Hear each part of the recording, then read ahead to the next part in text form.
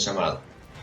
Mirá, Antonio, y Sofi planteaba una pregunta muy interesante recién respecto de los niños, ¿no? Claro. Ricardo Teijeiro es infectólogo y tal vez él sea la persona indicada para respondernos esto. A ver, Ricardo, buenas tardes. Aquí Daniela Ballester, Antonio Fernández Llorente, Sofía Carán, los saludamos. ¿Qué tal? Buenas tardes, ¿cómo les va? Gracias por atendernos. Uno de los Por interrogantes favor. tiene que ver con los menores, ¿no? Con los chicos. Son los grandes transmisores, ¿no? Si son los grandes transmisores o no. Y también, ya que está, yo le sumo esto, porque le pregunto también si esto de que el efecto en los niños es casi nulo, es algo que sigue siendo de la misma manera, porque todavía todo el tiempo hablamos de mutaciones, Cambia, ¿no? todo el tiempo, En el virus. Todo el tiempo estamos modificando porque cada vez que vamos evaluando y vamos estudiando y vemos las características en nuestro país, vamos a tener que ir viendo y modificando algunas acciones. Nosotros sabemos que los niños, en su gran mayoría, no presentan sintomatología, son casos muy leves, pero pueden portar el virus y de esta manera transmitirlo. Por eso tenemos protocolos de trabajo, inclusive especialmente para los niños, aquellos que o pueden estar aislados cuando ya se sospecha o está confirmado el COVID-19 o se internan, porque el niño no se puede internar solo, obviamente, se tiene que internar con un adulto que lo esté asistiendo, pero en ese caso tienen que ser adultos menores de 60 años, que no tengan comorbilidades, que sean capaces de asistirlo en todo lo que necesite el niño. Tiene características muy particulares la atención del chico, no solo por el riesgo de la enfermedad, porque quizás no tiene tanto riesgo porque no tiene tantas complicaciones, pero sí es un gran difusor de esta enfermedad y diseminador del virus. ¿Mayor que los adultos? Para que quede claro. No podemos No decir necesariamente, que bien. no necesariamente. El adulto, al tener más sintomatología, se puede identificar, aunque Claro. tampoco sabemos cuántos son los porcentajes de asintomáticos todavía. Claro. Pero sí se puede identificar más, quizás. El riesgo es que el niño muchas veces está en contacto con adultos y adultos mayores, porque a veces quedan los abuelos al cuidado del niño, y ese es el gran riesgo, el vínculo con el adulto mayor, que va a ser el que puede tener complicaciones, ¿no? Ricardo, la Argentina se enfrenta a un gran dilema ahora cuando empiece a flexibilizar un poco esta cuarentena, que es el transporte público de pasajeros. La sensación, sustentado en datos de Nueva York, por ejemplo, donde la mayor cantidad de contagios se produjo en el subterráneo, en la Argentina tenemos un problema realmente muy serio de la cantidad de argentinos que se movilizan en transporte público. Bueno, va a haber que ser muy respetuoso y yo entiendo que va a haber que tener ciertos controles donde el transporte público no va a poder subir la cantidad de gente que habitualmente sube, va a tener que mantener su A lo distanciamiento. ganado. Claro, pero bueno, ahora va a haber que mantener un distanciamiento, va a tener que usar tapa nariz, boca, en todos los casos, todos aquellos que suban un transporte público.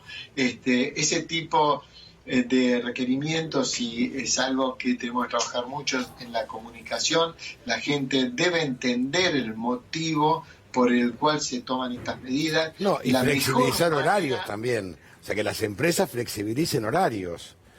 Porque no van a poder viajar todos al mismo tiempo.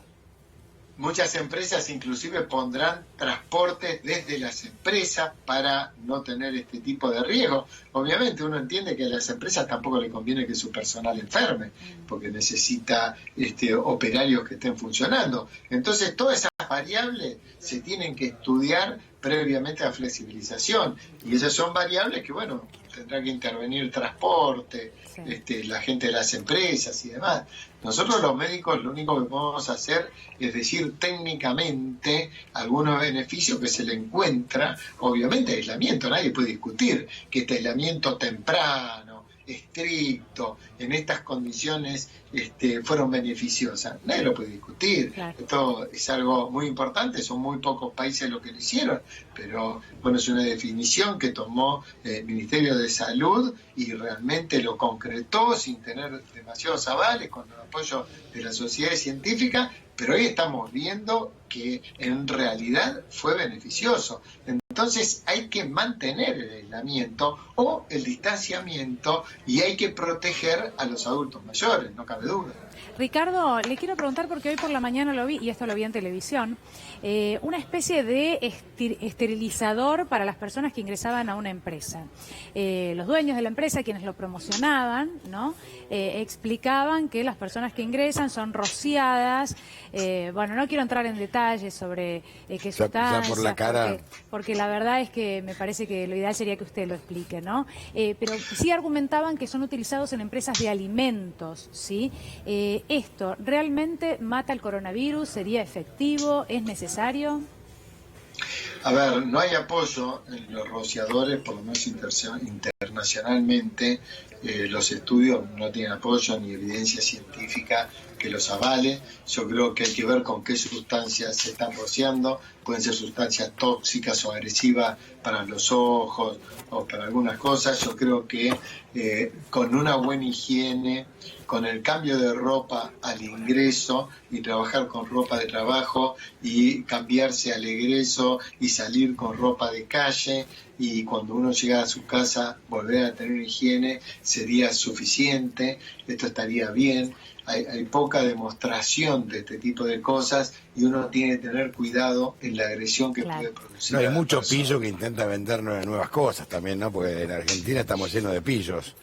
Eso también es una realidad, ¿no? Y aprovechan algún medio, algún periodista amigo para intentar vender algo que es cero efectivo, sin ninguna probabilidad ni probado en nada. Por eso lo más sano, me parece a mí, está también Sofía Caram, que hace una pregunta, doctor, es seguir los lineamientos que está dando el Estado, asesorado por los principales médicos. Otra no queda, hay que entenderlo. Seguro que todos estamos trabajando, estudiando, viendo la evolución en el mundo para hacer lo correcto. La rectoría la tiene el Ministerio de Salud de Nación. Totalmente. Y obviamente que si es conveniente hacer una esterilización del personal para entrar a trabajar, el Ministerio la va a adoptar. Ricardo, ¿Por qué claro, no va a aceptar algo que sea beneficioso? Claro, sería un disparate. Claro. Ricardo, volviendo, si me permite, al tema niños y niñas, usted como especialista, ¿entiende que sería peligroso que un niño o una niña salga a dar una vuelta a la manzana de la mano en cochecito o eventualmente, como se está planteando en otros países, en un monopatín, por ejemplo, o en una bicicleta? ¿Eso sería peligroso? A ver, nosotros cuando podemos tomar una decisión no tenemos que decir solo si es peligroso o no es peligroso. Es si por las características de nuestra sociedad se va a cumplir o no se va a cumplir. Nosotros cuando vemos que en Alemania toman una decisión, sabemos que en Alemania seguramente se va a cumplir. Claro. Nadie se le va a ocurrir que si le dicen que puede dar una vuelta a manzana, solo dé una vuelta a manzana. Porque es así. Porque culturalmente van a respetar lo que se le dice. Nosotros es altamente probable que decimos aislamiento social y el primer fin de semana largo que tuvimos previo al aislamiento, todo el mundo se quiso ir a la costa. Entonces, cuando uno toma una medida, tiene que estar con la extrema certeza que se va a poder cumplir. Entonces, ¿cómo hacemos? Claro, si no, pero ¿Cómo hacemos? Porque el argentino es hijo del rigor.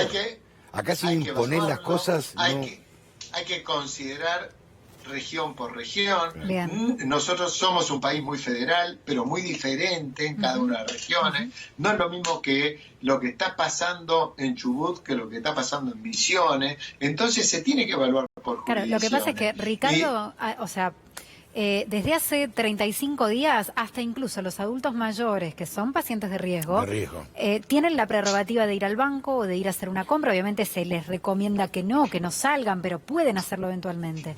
El que tiene un perro puede salir a la esquina a sacar al perro. Los que no son parte del esquema de riesgo pueden ir a comprar el pan. Tuvieron en estos 35 días, aunque sea 2 minutos de sol. Los chicos no. Entonces, ¿qué hacemos con eso? Está muy bien ver y la pregunta. En este momento y hoy se va a evaluar y el grupo de expertos se va a reunir con los diferentes ministros, con el presidente de la Nación, y justamente se van a hablar este tipo de temas. Cómo se puede ir flexibilizando cada uno de los grupos, se va a tener en cuenta a los chicos, todo. Lo que nosotros tenemos que tratar de hacer es esperar qué se resuelve para acompañar esa resolución. No sirve que yo diga una opinión y que después se resuelva otra cosa, porque lo que hacemos es confundir a la gente. Yo digo, todos discutimos y realmente tenemos el empeño de las cosas se hagan lo mejor posible y están saliendo, porque lo mejor que nos está pasando, que no tenemos un crecimiento exponencial de casos, que no tenemos una sobredemanda del sistema sanitario y tenemos abarrotados los respiradores, y que no tenemos gran mortalidad. Eso es lo primero que tenemos que mirar. Y eso está resultando. Y aparte, doctor, ahora, hay una realidad también. Yo, siguiendo su conversación, ¿no? Y yo sostengo y apoyo lo que dice Sofi también, es que el argentino, un gran porcentaje, es un violador serial de normas. Intenta permanentemente ver cómo viola una norma, cómo esquiva una ley. Y es un defecto que tenemos nosotros. Si no, mire cómo manejamos. Por eso debemos ser muy respetuosos, tenemos que estudiar muy bien cada una de las situaciones para decir después una resolución que vamos a acompañar todo, que se va a poder modificar en cualquier momento, claro, porque ustedes vieron que todos los días vamos modificando los protocolos, la definición de casos sospechosos, porque esto va cambiando, cada vez va a haber más circulación viral. Vamos a llegar a tener un tiempo, una gran cantidad de la población que va a tener contacto con el virus, que tiene anticuerpos y que ya no se va a poder contagiar y va a empezar a caer esto, porque miremos para adelante. En 3-4 meses quizás estamos mirando la cola del tren. Claro. Entonces no es tanto el tiempo por delante quizás, pero no lo sabemos. Entonces cada paso que damos tiene que ser firme y evaluado por todos los especialistas. Tengamos paciencia y hay que tener en cuenta que los niños también necesitan ese tipo de distracciones, tratar de poder hacer. Entonces, de a poquito hay que ir estudiando cómo se logra